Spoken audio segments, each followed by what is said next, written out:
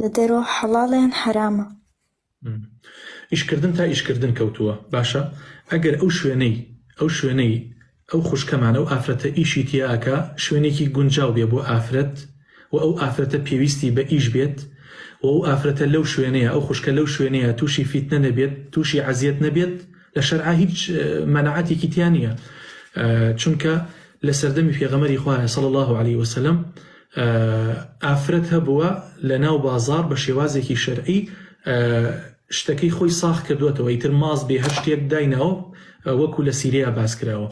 کەواتە ئافرەت ئەگەر شوێنێکە بێ گونجاو بێ بە تایبەت شوێنەکە شوێنی ئافرەت بێت وەکو خیاتەکردن وەکو فرۆشتنی جلوبەرگی ئافرەتان بە تایبەتەوەی کەوا لە مۆڵەکانە هەیە تایبەتن شوێنی تایبەتن بە ئافرەت ئەمانە هەمووی گونجاو و هیچ کێشەیتیان نیە بەڵام ئێستا ئافرەتی بڕوە لەسەر ئەو جادەیە چا بفرۆشێت یعنی کێ دێبووی هەر پیاو دێبووی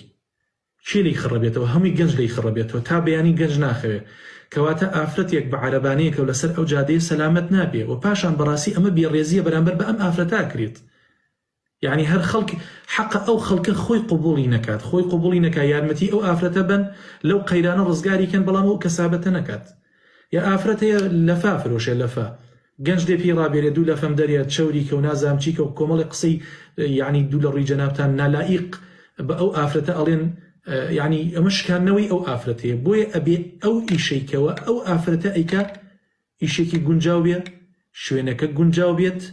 و ئەو ئافرەتەش بە جلوبەرگ و لیباسی شەرعیەوە دەوام بکات یان ئیش بکات بۆ ئەوەی نەخۆی تووشی فیتنە بێت نە دەوروبەرەکەشی تووشی فیتنە بکات. سپاس مامۆستای گەورم. تەواو